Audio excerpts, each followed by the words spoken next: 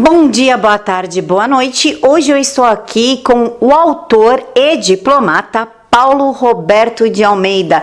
Ele foi o idealizador do livro A Constituição contra o Brasil, que reúne os ensaios do grande e saudoso Roberto Campos sobre a Constituinte e a Constituição de 1988. Senhor Roberto, muito obrigada por aceitar falar comigo. Tudo bem com o senhor?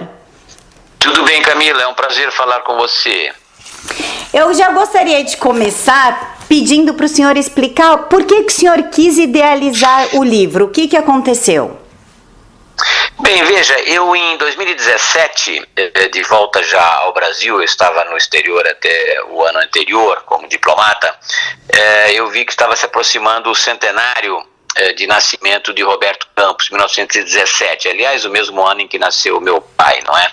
Então, eu como tinha lido toda a obra dele e o tinha conhecido ainda nos tempos de parlamentar, resolvi homenagear o Roberto Campos com um livro que eu organizei a partir de ensaios de amigos conhecidos, outros que eu conheci naquele momento, que trabalharam com o Roberto Campos. Esse livro ficou pronto justamente para o centenário do nascimento de Roberto Campos, em abril de 2017. Ele se chamou O Homem que Pensou o Brasil. Subtítulo Trajetória Intelectual de Roberto Campos. E ali eu reli praticamente toda a obra dele novamente, não é? Inclusive as memórias dele, que eu já tinha lido na primeira edição de 1994, e ao repassar os textos, realmente fiquei ainda mais admirado, enfim, com a lucidez e a capacidade, digamos, profética do Roberto Campos em antecipar problemas que surgiriam no Brasil anos à frente, ou às vezes décadas à frente, não é? Isso foi em 2017. Em 2018, era o 30º aniversário da Constituição, muito homenageada por todos. Eu também sou professor numa faculdade de Brasília, no programa de mestrado e doutorado em Direito do Centro Universitário de Brasília, onde estavam sendo programadas várias homenagens, seminários, livros, etc. Eu já havia feito análise da Constituição em ocasiões anteriores. Aliás, desde o momento da Constituinte, eu como diplomata segui a Constituinte, 87, 88, mas essencialmente na parte de relações internacionais. Eu publiquei vários artigos, inclusive incluí em livros anteriores meus análises do conteúdo diplomático ou do conteúdo internacional da Constituição, digamos assim. Quando a Constituição fez 25 anos, ou seja, 6 anos atrás, digamos, a minha faculdade organizou um livro em homenagem à Constituição, os 25 anos da Constituição, e eu então aproveitei como professor de economia política para fazer uma análise econômica da Constituição.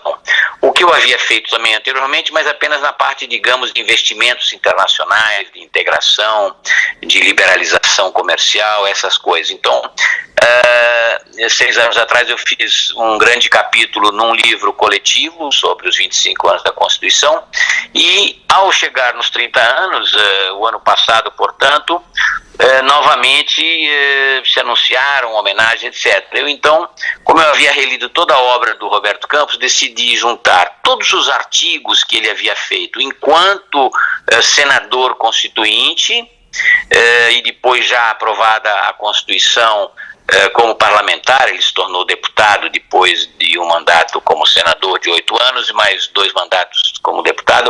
Ele continua escrevendo, mas a maior parte desses artigos, 65 artigos, se situam 2 ou 3 anos antes da Constituinte, durante a Constituinte e depois da Constituinte, ele lamentando a aprovação de diferentes dispositivos que ele já antecipava que seriam problemáticos para o crescimento econômico, para a regulação econômica do Brasil, para a incorporação de investimento estrangeiro, enfim, uma série de questões que eu analisava como professor de economia política. Então, foi muito fácil, a partir da minha releitura no ano anterior, em 2017, de toda a obra dele, selecionar esses 65 artigos contatei a família, o filho do Roberto Campos Júnior, no Rio de Janeiro, pedindo permissão para a publicação desses artigos. Escrevi para os editores dele, basicamente o José Mário Pereira, da Top Books, que publicou as últimas antologias, as últimas 5 ou 6 antologias que ele fez nos anos 80, nos anos 90, até a morte dele em 2001. Então, com base nessas autorizações e numa seleção criteriosa que eu fiz desses 65 artigos, revisando, corrigindo algumas coisas, introduzindo algumas notas, eu preparei essa edição e basicamente acrescentei 2 ensaios meus. Um inicial, em que eu apresento toda a análise da Constituinte e da Constituição pelo Roberto Campos, e depois, com base na Constituição atual, enfim, com as suas várias emendas, eu fiz um longo ensaio final no livro, que aí não tem muito a ver com o Roberto Campos, mas é uma espécie de anatomia econômica da Constituição. Essa foi a minha homenagem, digamos, entre aspas, não é? A Constituição, porque é uma crítica bastante acerba, bastante aguda da Constituição, com base na leitura que foi feita pelo Roberto Campos. Então, esse foi o trabalho que eu fiz e me deu muito prazer de revisar e constatar que muitas dos alertas, das advertências que ele fazia no processo constituinte ou logo após a sua promulgação se tornaram, infelizmente, verdadeiros, não é? Senhor Roberto, existem 2 palavras, inclusive o senhor citou agora, que criam uma confusão nas pessoas e até para mim, eu fico meio confusa às vezes.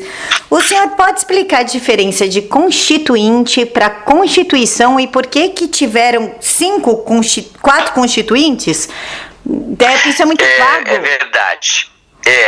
Constituinte é uma espécie de contrato social que uma sociedade faz consigo mesma numa assembleia quando existe um grande cataclisma político, digamos, revoluções, golpes, quebras de poderes, não é?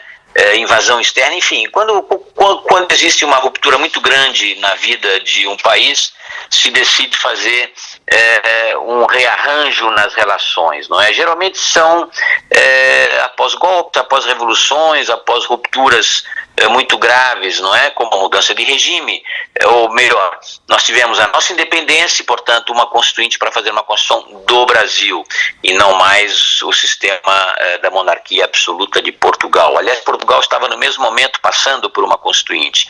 A Revolução do Porto, em 1820, vamos comemorar 200 anos o ano que vem, foi no segmento de revolta liberal, não é? Ou seja, comerciantes, burgueses, magistrados, homens de letras, intelectuais insatisfeitos com a monarquia absoluta, ou seja, sem nenhum poder do povo, e sim emanando todo ele de um soberano.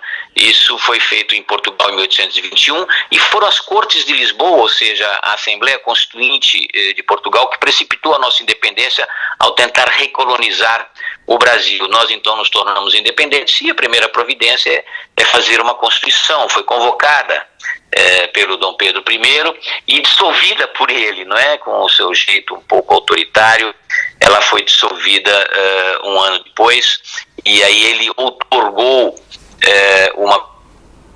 uma primeira Constituinte em 1823, mas foi dissolvida e a Constituição foi outorgada pelo imperador. Depois tivemos um longo intervalo com apenas algumas emendas constitucionais, ato adicional de 1834, lei eleitoral de 1881 e algumas emendas que foram a libertação dos escravos parcialmente, primeiro pela lei do ventre livre em 1871, depois a lei dos sexagenários em 1885, enfim, e aí entramos no regime republicano, que foi um golpe, né?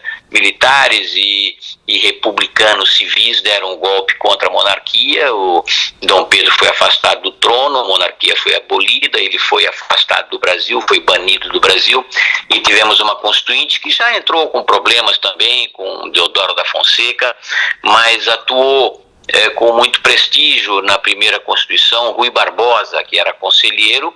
Ele era monarquista na origem, mas por ser federalista, e a nossa monarquia era unitária, digamos, ele se tornou republicano e foi um dos principais redatores de uma Constituição republicana que tomou como modelo a Constituição dos Estados Unidos, tanto que o Brasil chamou-se Estados Unidos do Brasil, não é?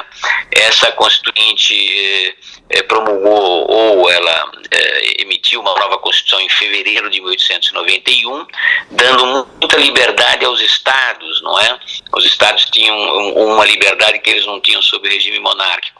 Isso causou um certo estresse econômico, porque os estados fizeram muita dívida externa, e teve lá seus conflitos, teve mudanças na Constituição, e finalmente a Primeira República caiu em 1930, e em seguida o governo provisório de Getúlio Vargas não convocou imediatamente a Constituinte. Ele ficou com o governo provisório durante mais de 3 anos. Houve uma revolta constitucional em São Paulo em 1932, que então precipitou a convocação de uma nova Constituinte, que foi a de 1934. Elaborou então uma Constituição que durou apenas 3 anos, porque em 1937 o próprio Getúlio Vargas deu um golpe fascista, autoritário, criando o Estado Novo, uma Constituição de tipo autoritário, muito baseada em modelos que estavam em voga na Europa, então, diferentes regimes fascistas na Europa, inclusive em Portugal, justamente, que era chamado de Estado Novo pelo ditador Salazar, desde 1928, foi o modelo adotado 10 anos depois no Brasil, com uma Constituição outorgada pelo ditador Getúlio Vargas, com apoio das Forças Armadas. O mesmo ditador foi afastado pelas Forças Armadas em 1945, porque ele pretendia continuar no Brasil depois de toda a mudança trazida pela Segunda Guerra, a luta das nações aliadas contra as ditaduras nazifascistas, ainda que as nações aliadas também tivessem uma outra ditadura, que era a ditadura comunista da União Soviética, e aí se convocou uma nova Constituição, 46. Já estamos, portanto, na terceira Constituinte, digamos assim, em 1823, 1891,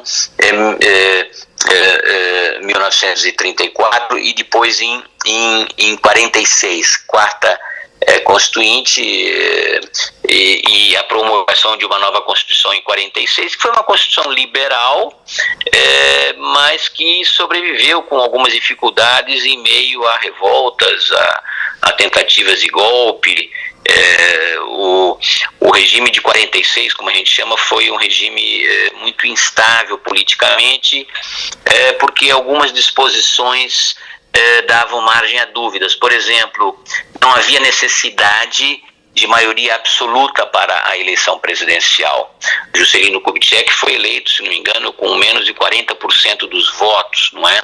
Mas na frente de todos os outros concorrentes, 4 ou 5 outros concorrentes, houve uma contestação, ameaça de golpe, houve um contragolpe militar pelo Marechal Lott, e lhe foi assegurada a posse, não é? Mas ainda teve 2 revoltas militares em meio ao seu regime de 1956 até 1961. E justamente ele deixa o poder. Pela primeira vez você tem uma transição normal depois da República Velha no Brasil, quando é eleito em 1960 Jânio Quadros, que estava insatisfeito com o poder do Congresso e tenta, digamos, garantir para si maiores poderes, oferece a sua renúncia. Ele havia sido eleito numa votação estrondosa, com mais de 55% dos votos, então ele tinha um imenso apoio popular, porque ele já se elegeu com base na promessa demagógica, digamos, de luta contra a corrupção, e ele tenta obter maiores poderes contra o Congresso conservador para fazer reformas, apresenta sua renúncia, pensando que o Congresso, intimidado pela maioria popular, não iria, digamos, aceitar a sua carta de renúncia, mas o Congresso aceita imediatamente e abre-se uma crise, porque o vice-presidente eleito não era o vice-presidente da chapa. Essa era outra característica da lei eleitoral e da Constituição de 46 é que presidente e vice-presidente, ainda que fazendo parte de uma mesma chapa de um único partido ou em coalizão de partidos, podiam ser eleitos de forma separada. Você votava para presidente e para vice-presidente. Em 55, o João Goulart foi eleito junto com o Juscelino Kubitschek, mas em 60, na eleição de Jânio Quadros, o vice-presidente de Jânio Quadros não foi eleito, era o senador Milton Campos, um conservador de Minas Gerais. O que foi eleito foi o vice-presidente da chapa opositora, o João Goulart, cujo candidato a presidente era o Marechal Lott, o mesmo general que tinha assegurado a posse do JK em 1955, não é? Então, os militares que não gostavam do João Goulart tentaram impedir a posse do vice-presidente, eleito legitimamente, e abriu-se uma crise durante mais de 2 semanas, até que foi feita uma emenda parlamentar, um ato adicional à Constituição de 46, criando o regime parlamentarista no Brasil, ou seja, retirando poderes ao presidente e atribuindo a um gabinete chefiado por um primeiro-ministro. Esse gabinete parlamentarista funcionou durante 1 ano e meio, e o João Goulart manobrou para que um plebiscito fosse feito rapidamente de retorno ao regime presidencialista, que foi feito em janeiro de 1963. Mas a crise continuou e ele finalmente foi derrubado, como a gente sabe, no golpe militar de 64. A Constituição de 46 não foi abolida. Ela continuou, mas digamos, superada ou pelo menos corrigida por um ato adicional, um primeiro ato institucional que não tinha número, logo em abril de 1964, mas depois de uma crise logo no ano seguinte, 1965, pela eleição de políticos de oposição a determinados governos dos estados, no Rio de Janeiro e em outros estados, os militares ficaram desgostosos e emitiram um segundo ato. Esse sim, então, recebeu o ato institucional número 2, que eliminou todos os partidos existentes do regime da República de 46 e prorrogou o mandato do presidente, ou seja, eliminou as eleições previstas para 65 e reformou a Constituição onde era necessário. E nesse tempo, então, foi convocada não uma constituinte, mas um grupo de constitucionalistas que elaborou uma Constituição que depois foi aprovada, digamos, garganta abaixo do Congresso, novamente convocado pelos militares. Aprovaram então a Constituição de 1967. Seria essa a Constituição moderna, que o Roberto Campos, aliás, elogiava, porque era uma Constituição privatista, com determinadas garantias econômicas, etc. Mas não houve pacificação. Se esperava que o Brasil pudesse voltar a uma democracia plena, ou seja, com eleições livres após o segundo governo do regime militar, do Costa e Silva, mas não foi o que ocorreu, porque você teve formação de frente ampla, de opositores políticos do regime, e você teve diferentes movimentos que foram para a luta armada, não é? Grupos dissidentes do Partido Comunista, pró-cubanos, pró-maoístas, grupos revolucionários passaram a luta armada, e os militares então acabaram dando um golpe dentro do golpe, não é? A Constituição de 67 foi mantida, mas em dezembro de 1968 houve um novo ato adicional número 5, dando plenos poderes ao governo para não aceitar habeas corpus, fazer prisões, e, enfim, retirar garantias democráticas da sociedade. O que se assistiu, então, foi um acirramento, inclusive, da luta armada, sequestros de embaixadores, atentados, e o presidente Costa Silva ficou doente, e pela primeira vez, então, nós tivemos um verdadeiro golpe dentro do golpe, ou seja, com o presidente doente, quem deveria assumir seria o vice-presidente, que era um civil, era um político de Minas Gerais novamente, chamado Pedro Aleixo, que tinha sido eleito na chapa com o presidente general Costa e Silva, mas não lhe foi permitido assumir o poder. A junta militar, ou seja, os 3 comandantes, que eram ministros plenos, não é? Ministro da Guerra, o ministro do Exército, da Aeronáutica, da Marinha, deram um golpe, impediram o vice-presidente de assumir e, pela emenda constitucional número 1, reformaram toda a Constituição, criando realmente um regime ditatorial. E dessa vez nós não tivemos constituinte, mas tivemos uma emenda constitucional que transformou o Brasil num regime autoritário de fato, não é? E aí continuamos de 1969, durante todos os anos 70, com diferentes protestos da oposição civil. A luta armada foi derrotada pelos militares nos anos 70, muitas mortes, desaparecimentos, torturas, e cresceu o movimento político de oposição à ditadura, e em meio à crise econômica também, porque o regime militar de mais de 2 décadas, 21 anos, ele teve 2 fases muito distintas. Uma primeira metade, 10 anos aproximadamente, de ascensão econômica, de grande crescimento, de investimentos, até o primeiro choque do petróleo, em 1973.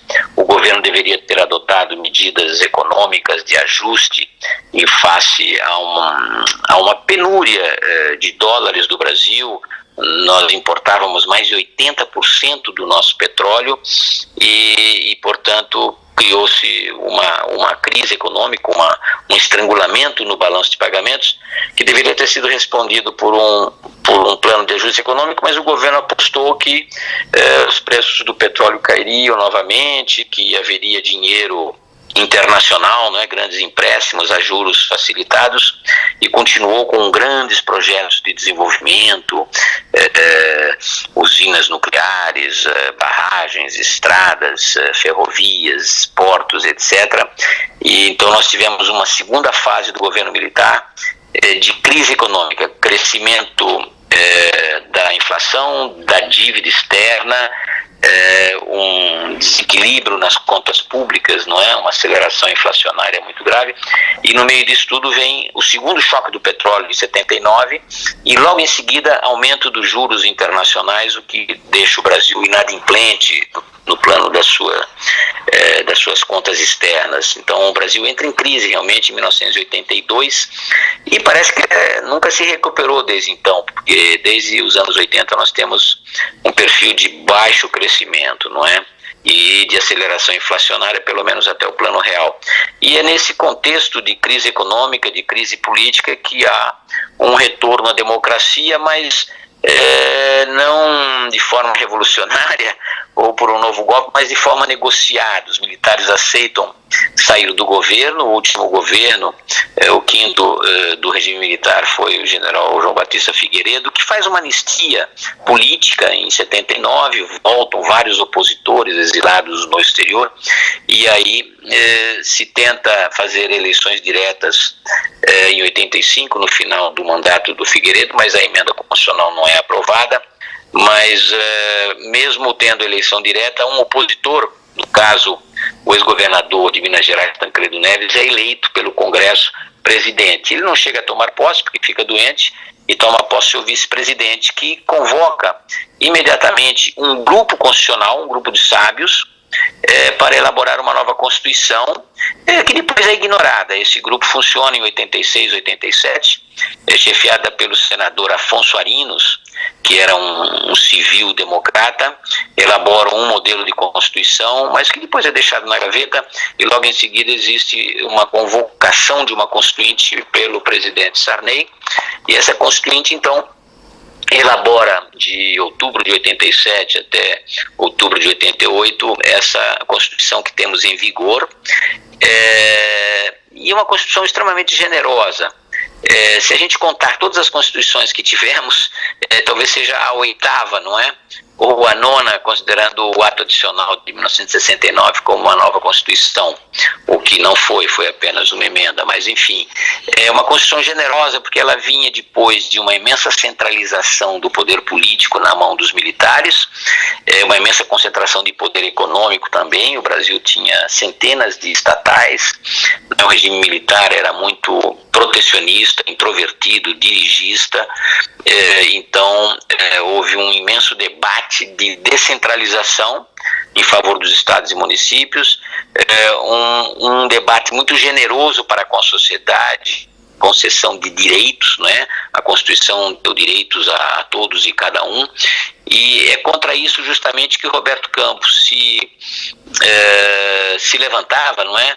Ele, no começo da Constituinte, disse que não era necessário uma nova Constituição, se podia reformar a Constituição de 67, expurgada do ato adicional ou da emenda constitucional número 1 de 69, corrigir alguns poucos aspectos econômicos e tributários e retomar o caminho da democracia. Não foi, infelizmente, o que se fez. Houve um clamor geral por uma nova Constituição em protesto contra a ditadura militar, e o que se viu foi o que ele chama de utopia, não é? Ou seja, uma visão extremamente generosa, sem que o Brasil tivesse produtividade ou condições econômicas para sustentar o imenso rol, a imensa lista de direitos que foram concedidos a todos os cidadãos, a grupos minoritários, etc., inclusive no sentido de uma incorporação de muitos funcionários públicos que antes eram CLTistas, digamos, antes trabalhavam sob o regime de contrato, se tornaram estáveis, enfim, uma série de garantias extremamente generosas na Constituição de 88, que ele julgava como anunciadoras de uma crise futura, no que ele tinha razão. Ou seja, a Constituição de 88 foi extremamente progressista no plano dos direitos fundamentais, da organização do Estado, deu poderes ao Ministério Público, não é? E garantiu, digamos, uma democracia no sentido moderno da palavra, mas foi muito utópica em todo o seu capítulo econômico, porque ela prevê uma lista imensa de direitos, poucas obrigações, nenhuma produtividade ou eficiência, não é? Ou seja, uma irracionalidade econômica muito grande. Então, todas essas constituintes, todas essas constituições oferecem o retrato de um país com uma certa volatilidade política, com uma certa instabilidade constitucional, que permitem dizer que o Brasil ainda não atingiu um ponto de maturidade na sua evolução constitucional. Finalmente nós estamos na 8ª Constituição, e mesmo a Constituição de 88 já teve 100 emendas, ou mais de 100 emendas, o que é extraordinário para os padrões do constitucionalismo internacional, não é? O senhor cita no livro sobre o voto distrital, fala que precisa ter uma revolução, as pessoas não estão muito favoráveis a se levantar dessa forma, creio que o senhor tem a mesma visão que eu, me baseando no livro, que vai dar muito trabalho para as pessoas se levantarem, exige uma nova Constituição, mas o senhor fala sobre o voto distrital. O senhor realmente é a favor do voto distrital, e o senhor pode explicar um pouquinho sobre o voto distrital? Não, veja, eu não sou a favor de uma nova Constituinte ou de uma nova Constituição. Como eu disse, você não pode convocar uma Assembleia Constituinte e refazer a Constituição a cada 10 anos, não é? Isso é muito difícil. A gente só faz isso, como eu disse, nos momentos de crise, quando a sociedade realmente precisa encontrar uma nova forma de convivência entre os poderes. Acredito que no plano da organização constitucional, a nossa Constituição não é deficiente, não é ruim. Ela tem uma boa organização política, ainda que a nossa democracia seja de muito baixa qualidade. Isso é notório. Ela foi, em primeiro lugar, concebida num espírito parlamentarista, não é? Ela foi concebida com esse espírito parlamentarista, havia esse desejo, e a gente sabe que os governos mais estáveis do mundo são governos parlamentaristas. Mesmo os Estados Unidos, que é um regime presidencialista, o primeiro que houve na nossa história há mais de 230 anos, ele é um presidencialismo congressual, em que o Congresso detém muitos poderes, mas os regimes europeus ou das democracias avançadas são basicamente parlamentaristas, o que quer dizer que eles evitam crises entre o poder presidencial da eleição direta, majoritária de um chefe de Estado, e o poder, digamos, parcial do parlamento, o poder que emerge dos votos das diferentes regiões, dos diferentes cidadãos. E aí entra essa questão eleitoral dos diferentes regimes de votação, não é? Então eu sou a favor de reforma na Constituição, mas não de Constituinte, e sou a favor de uma mudança na legislação eleitoral, saindo do regime proporcional, inclusive um regime proporcional que é deformado, no caso brasileiro, para um regime distrital.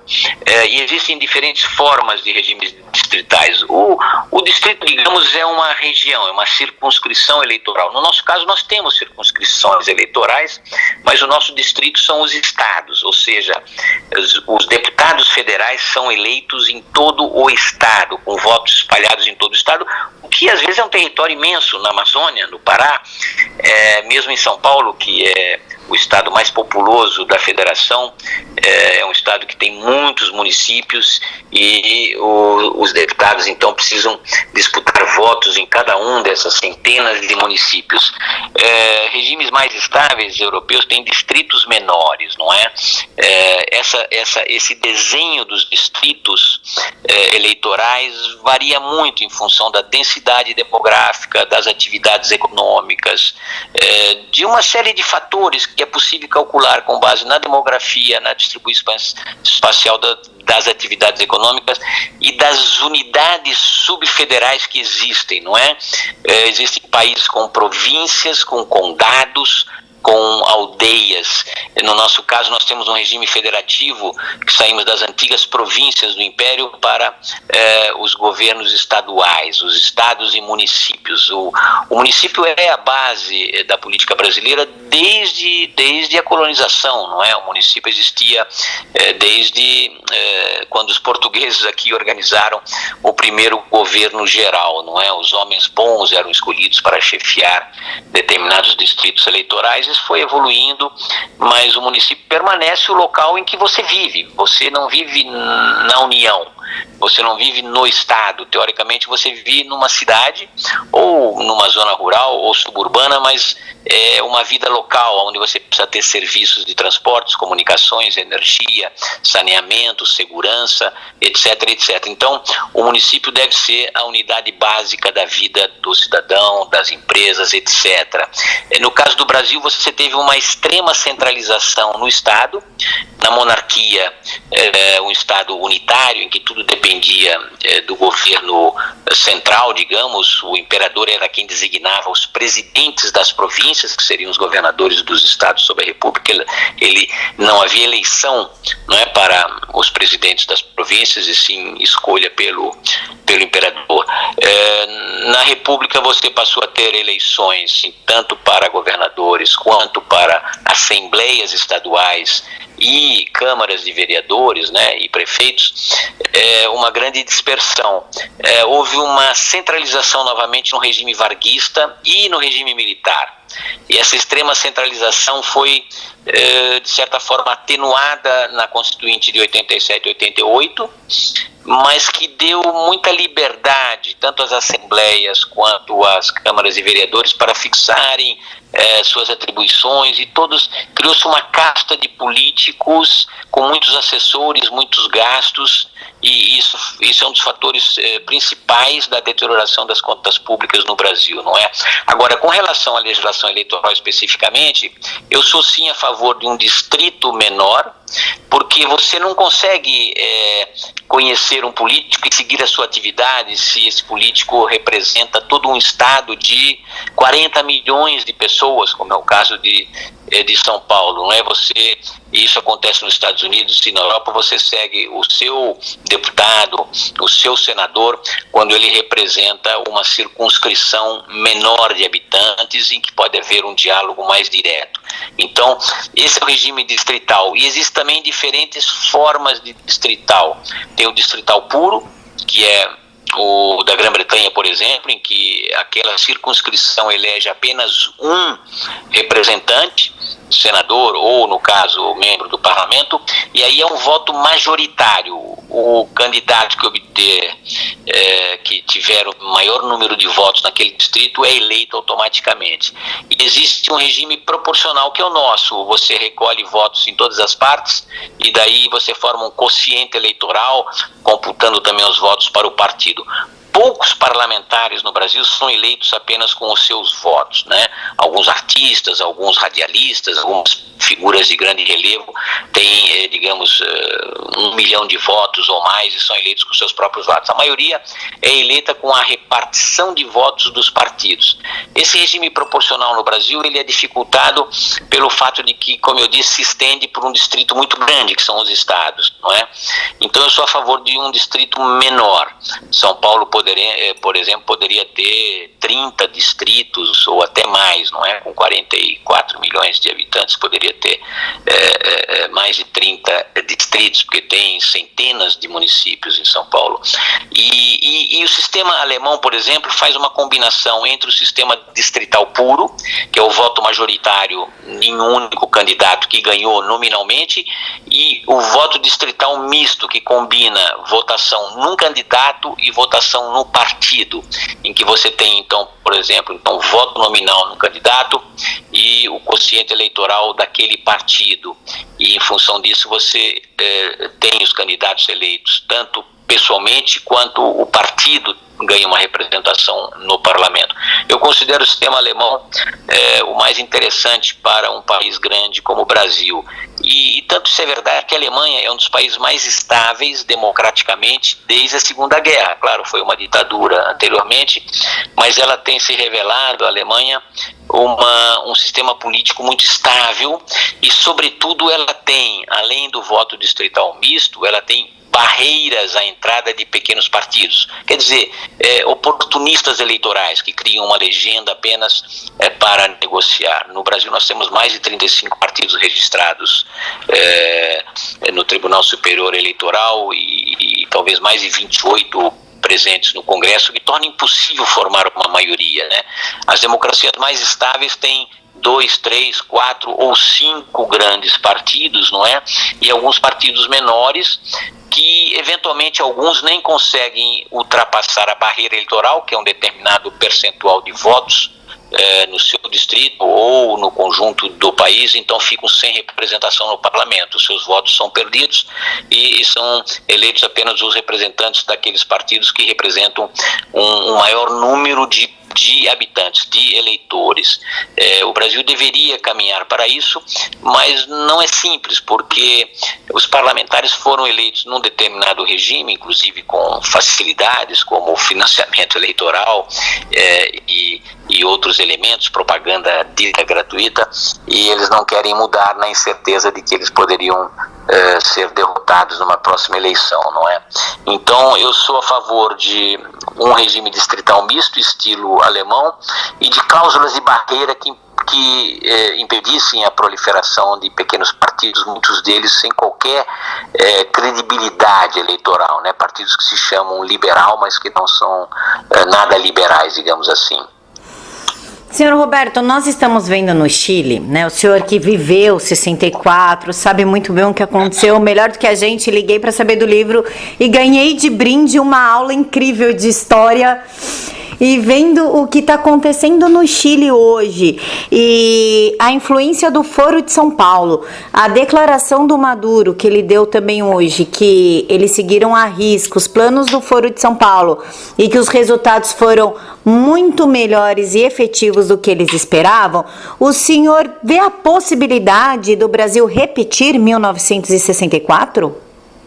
Não vejo não. Eu vejo o Brasil como uma democracia de baixa qualidade, até de baixíssima qualidade, quando a gente vê essas manobras no Congresso, né, em benefício dos próprios parlamentares, mas não vejo nenhuma ameaça de golpe. Em 64 o que você teve foi um golpe civil-militar. Eu não classificaria 64 como apenas um golpe militar. Havia uma grande preocupação da classe média com o crescimento da inflação, que estava chegando a 100%, mas isso sem nenhuma indexação, sem nenhuma correção monetária, ou seja, simplesmente 100% de inflação faz com que toda a poupança depositada na Caixa Econômica Federal desapareça pela erosão inflacionária, não é?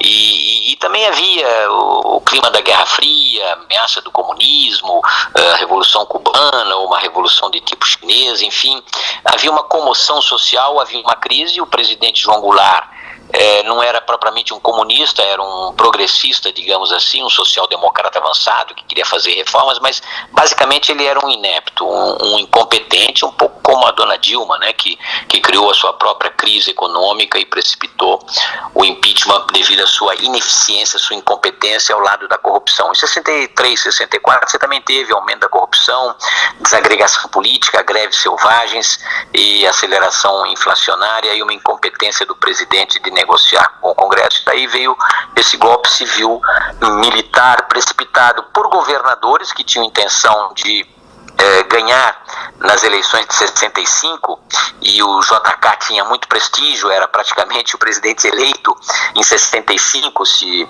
houvesse a continuidade do regime de 46, ele seria eleito contra 3 governadores que queriam também ser presidentes e achavam que iam perder. Carlos Lacerda na antiga Guanabara, hoje incorporado ao Rio, Magalhães Pinto em Minas Gerais e Adhemar de Barros em São Paulo. Os 3 governadores complotaram e foram golpistas, digamos, com os militares de precipitar o golpe, porque sabiam que iriam perder do JK em 65. Então, não há nenhuma possibilidade de que isso ocorra atualmente no Brasil. As Forças Armadas são plenamente constitucionais, ainda que militares individualmente possam se pronunciar de vez em quando sobre um ou outro dos poderes, não é? Geralmente protestos contra a corrupção no Congresso, nos negócios políticos ou contra determinadas medidas do Supremo Tribunal Federal. Mas eu costumo distinguir muito claramente entre intervenções das Forças Armadas com FFA maiúsculas, e intervenções de militares na política brasileira. Nós tivemos muitas intervenções de militares, mas intervenções das Forças Armadas, eu costumo dizer que só tivemos 3. Eu nem considero o golpe da República, ou seja, o golpe que derrubou a monarquia e instaurou a República em 89, como um golpe militar. Você tinha um partido republicano desde 1870, você tinha militares republicanos e muitos civis republicanos que faziam propaganda contra o regime monárquico por achar a República um regime mais consentâneo com o hemisfério americano, todo ele republicano, uma única monarquia que era considerada uma coisa anacrônica, velha. Então foi uma intervenção de militares e civis contra o regime monárquico e o Brasil virou, portanto, uma república. Você teve várias outras intervenções militares. A primeira intervenção das Forças Armadas na política se dá em 1930, não pela Revolução de 30 em si, mas quando a junta militar, que na verdade eram apenas 2 comandantes, não havia aeronáutica ainda, marinha e exército, derrubaram, digamos, o presidente Washington Luiz, que tinha fraudado as eleições para eleger o seu sucessor e não respeitou aquela famosa combinação do café com leite, né, de alternância entre um presidente paulista, um outro mineiro, ou negociado entre as oligarquias, né. Ele quis fazer o seu sucessor paulista e acabou sendo derrubado aí sim por um movimento das Forças Armadas em 1930, que aguardou o Getúlio Vargas, que vinha lá do Sul, e instalou o seu governo provisório.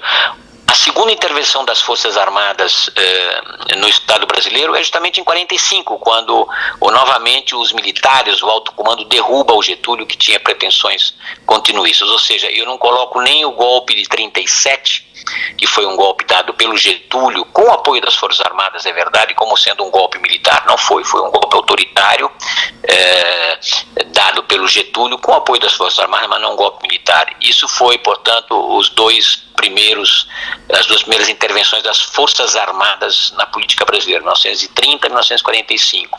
64 eu não considero um golpe militar, e sim um golpe civil-militar, mas é uma intervenção de militares na política. O terceiro e último exemplo de intervenção das Forças Armadas na política brasileira é justamente 1969, quando a junta militar, aí sim os 3 comandantes das 3 forças singulares, impedem o vice-presidente Pedro Aleixo de assumir o poder constitucionalmente, legalmente, no lugar do presidente Costa Silva, que estava adoentado, não é? Então, e depois disso você teve uma volta à democracia, não teve mais nenhuma nenhum movimento militar, ainda que de vez em quando tenha insatisfações, e hoje é talvez a maior presença de militares no governo civil, legitimamente eleito, mas não se pode falar de um governo militarizado ou de um governo, digamos, dominado pelas Forças Armadas, não é. Tivemos agora um pronunciamento recente do ex-comandante do Exército, né, o general Vilas Boas Correia, sobre esse novo julgamento do STF a propósito da prisão em segunda instância. Ele já havia feito um pronunciamento anterior, quando do impeachment, né, garantindo que o impeachment era legal, e depois novamente no ano passado com relação a um habeas corpus para o presidente Lula, já preso, etc. Enfim, são intervenções de militares na política. Agora, eu não vejo nenhuma ameaça de golpe no Brasil, nenhuma perturbação, ainda que a nossa democracia, como eu digo, tenha muitas falhas, não é? E uma das falhas é o fato de ela ter sido concebida para um futuro regime parlamentar, que acabou não sendo instaurado, porque o presidente Sarney se revoltou contra a perda de poderes e se manteve o presidencialismo, mas é um regime híbrido em que o presidente precisa do Congresso para aprovar muitos cargos no executivo.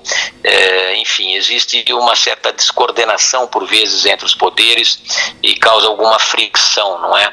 E claro, existe também militantismo, às vezes, do Ministério Público, ou de alguns juízes, ou do próprio Congresso. O Congresso, por exemplo, aprova coisas absurdas, como emendas constitucionais que não podem ser contingenciadas. Isso é um absurdo no plano das contas públicas, quando você pensa que o Executivo é encarregado de fazer um orçamento nacional com gastos de todos os poderes, agências públicas, transferências regionais e diferentes mecanismos setoriais, políticas sociais, etc.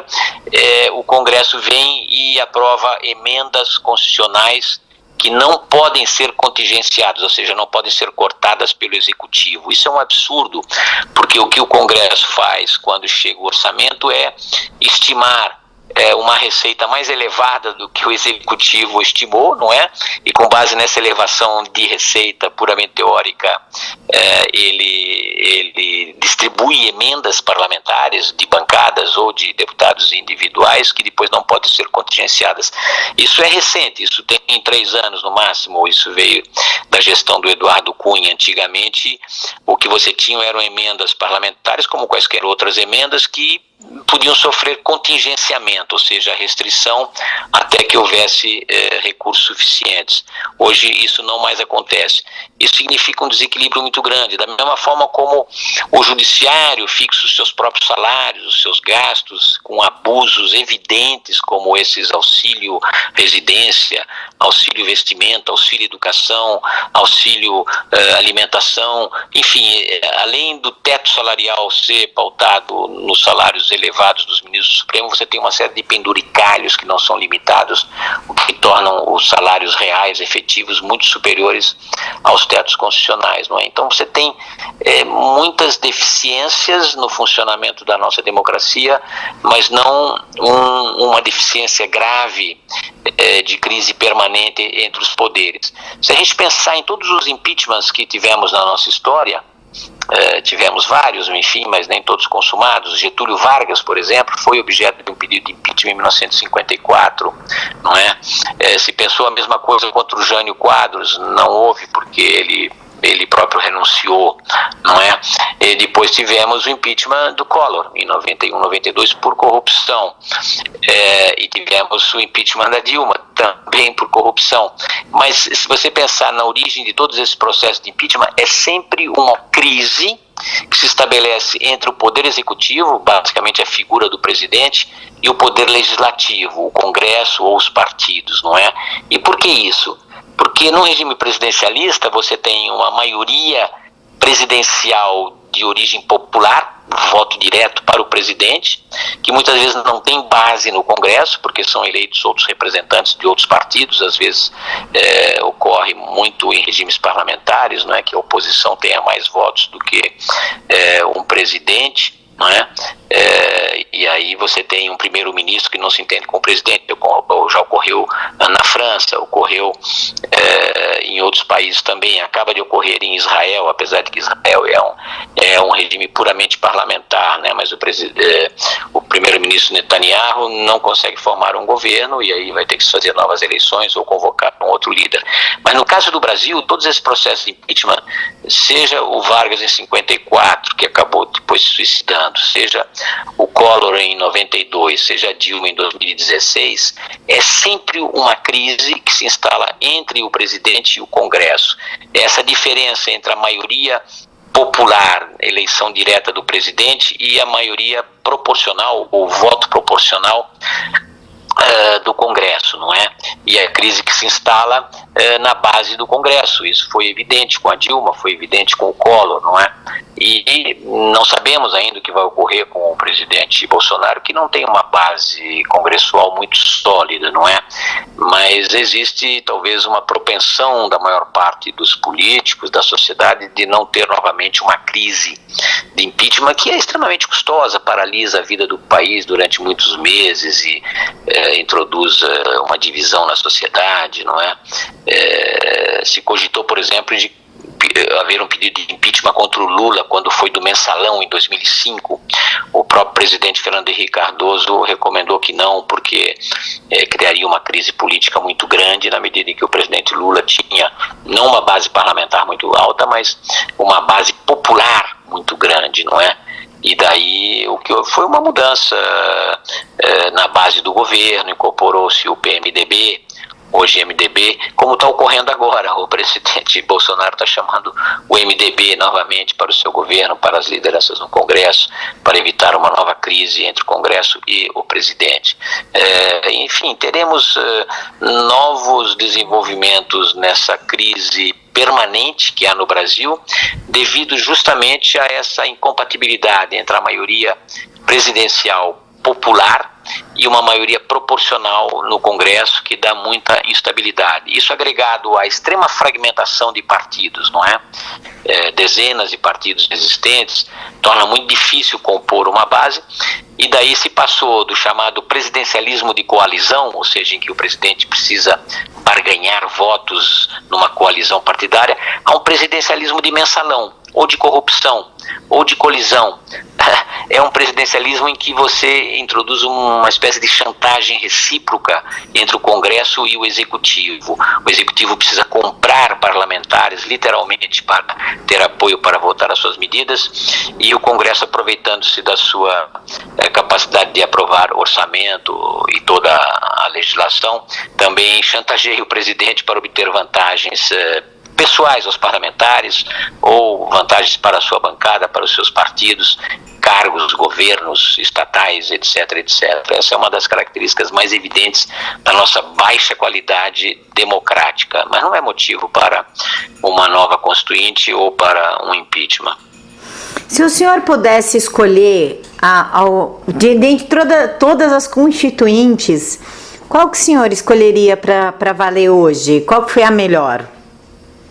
Olha, a melhor constituinte era de 1823, mas infelizmente ela foi encerrada pelo próprio imperador, não é? Você tinha ali o José Bonifácio, aliás a família Bonifácio de Andrade estava representada, e o José Bonifácio, por exemplo, foi um primeiro grande estadista brasileiro, ministro dos Negócios do Interior e chanceler. Ele queria acabar com o tráfico imediatamente e extinguir a escravidão gradualmente, não é? Tinha grandes projetos de reforma. Ele era um sábio, ele tinha morado muitos anos lá na Europa. Infelizmente, essa constituinte foi pelo imperador, mas mas ainda assim o imperador Dom Pedro I outorgou uma constituição relativamente liberal, e foi uma constituição que durou muito tempo, mas a gente está falando de um país escravocrata, um país escravista, com apenas 2 partidos, mimetizando um pouco aquele parlamentarismo inglês, mas apenas de fachada, não é? O Partido Liberal e o Partido Conservador, com uma certa estabilidade, mas muitas mudanças de gabinete. O presidente era o imperador, que tinha o chamado poder moderador, podia dissolver o governo de gabinete e convocar novas eleições. Então, nós tivemos uma espécie de sucessão de parlamentos e de gabinetes, mais de 36, se não me engano, durante os 60 e poucos anos de império. Ainda assim, foi uma constituinte muito interessante que, infelizmente, não rendeu frutos. Em segundo lugar, eu colocaria a Constituinte de 46. Ela trabalhou num regime democrático, não é? O presidente Dutra era um admirador da Constituição, não é? Então, mas ainda assim tivemos crises. Houve a cassação dos mandatos dos membros do Partido Comunista por causa da Guerra Fria, né? O Partido Comunista era legal em 45, se tornou ilegal em 47, mas a Constituição de 46 foi relativamente liberal e democrática, com essas pequenas falhas que eu disse. Presidente e vice-presidente eram eleitos de forma independente. Isso podia introduzir uma certa fricção ou tensão na coalizão partidária. A Constituição de 67, apesar de ser outorgada pelo governo militar, foi uma Constituição relativamente liberal no plano econômico, mas não foi uma Constituinte, evidentemente.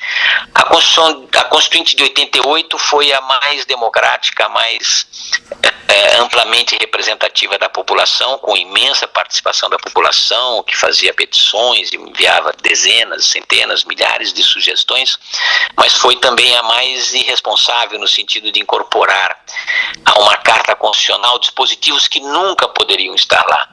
A Constituição dos Estados Unidos tem apenas 7 artigos, né?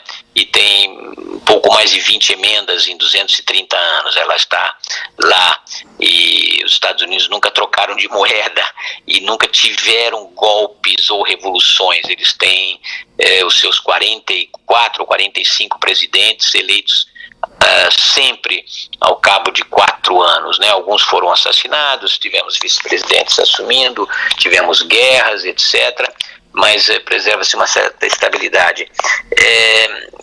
No caso do Brasil, nós temos que fazer ajustes na legislação eleitoral, mas não acredito que seja o caso de uma Constituinte, porque justamente ela indicaria uma crise fundamental do regime e paralisaria o país durante um ano ou mais de um ano. Então, eu elegeria primeiro a Constituição de 1800, a Constituinte de 1823, infelizmente dispersada, e a Constituinte de 1946, que trabalhou em condições, digamos, de liberdade plena e com um regime que deveria durar se não fossem pelas iniciativas golpistas de governadores, não é? Que redundaram no golpe de 64. E claro, com essas pulsões populistas que todo país pobre, desigual, subdesenvolvido como é o Brasil traz, né? Países que têm grandes desigualdades sociais são janelas abertas para demagogos, para populistas, de direita ou de esquerda, não é? Que com um eleitorado pouco instruído, pouco educado, acaba votando em promessas ilusórias, como tivemos em várias oportunidades. O próprio Collor foi um grande populista e demagogo, prometeu acabar com a corrupção, acabar com a inflação, e criou uma crise terrível no Brasil, acabou sendo impeachment. O próprio governo lulopetista, não é? Teve muito populismo e teve muitas medidas econômicas que acabaram redundando na crise de 2015, 2016.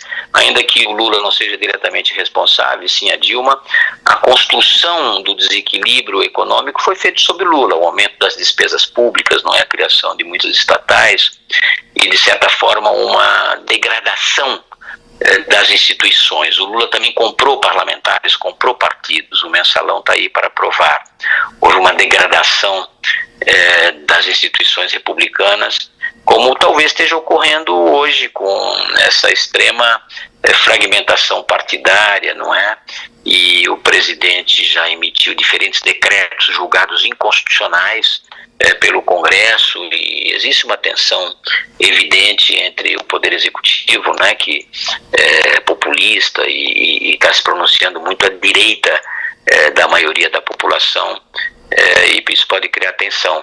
Tanto é verdade que o presidente foi eleito com uma margem relativamente confortável de votos, mas já perdeu apoio na grande maioria da população que o escolheu não tanto por preferência ao Bolsonaro, mas por oposição à corrupção e à recessão criada pelo Partido dos Trabalhadores, não é? Então, nós vivemos sim uma certa instabilidade e espero que a nossa democracia possa corrigir esses defeitos sob pressão popular, sob instigação de juristas responsáveis, não é?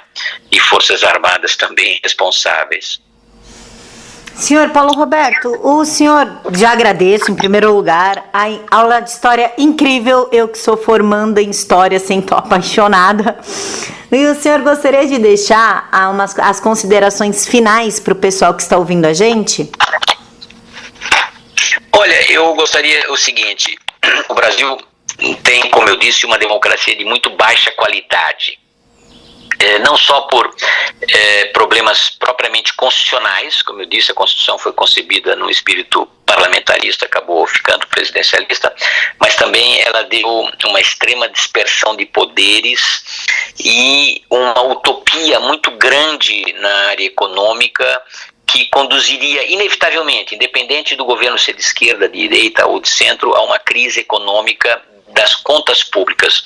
Nós hoje estamos enfrentando a primeira crise econômica totalmente interna, totalmente fabricada no Brasil. Todas as nossas crises econômicas tinham um componente externo, uma queda dos preços do café, crise da dívida externa, aumento dos preços do petróleo, estrangulamento no balanço de pagamentos por crise externa, etc.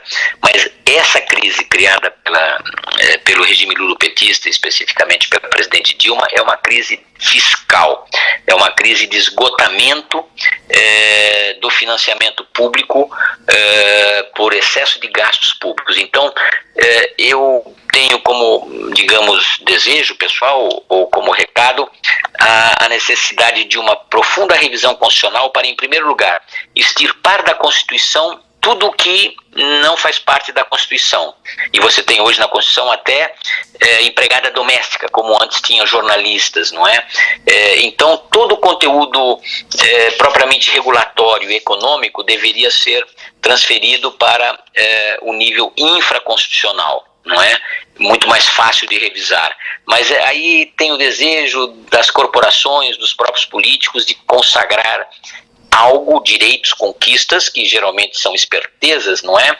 Na Constituição, que justamente é mais difícil de reformar, e você consagra vantagens para determinados grupos ou determinados regimes que acabam sendo irracionais para a sociedade como um todo. Então, eu gostaria que nós tivéssemos uma profunda revisão constitucional, de tornar a Constituição uma carta mais ágil, mais enxuta, com apenas as regras fundamentais de funcionamento do governo, das instituições, e remeter para a legislação infraconstitucional tudo que é regulação, que vai mudando com a dinâmica econômica, com a demografia, com os desejos da população, com novas formas de relacionamento no plano social, econômico, político, cultural, etc. Então, meu desejo seria esse: uma reforma constitucional no sentido do enxugamento da Constituição e de uma regulação econômica consagrando liberdades econômicas. O Brasil é um país amarrado,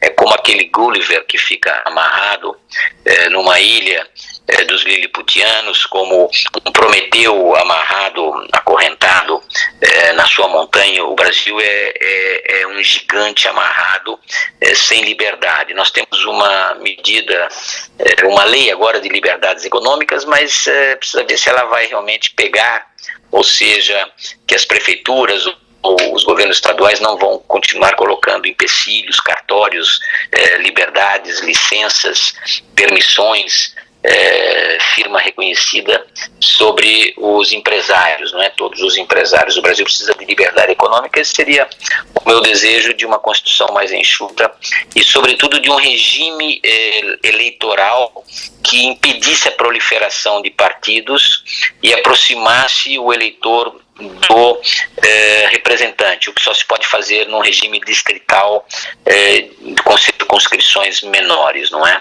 Essa é a minha ideia de reforma constitucional. Senhor Paulo Roberto, muito obrigada pelo tempo que o senhor destinou a nós. Foi incrível, uma aula de história incrível. Não sei nem como agradecer o senhor. Muito obrigada.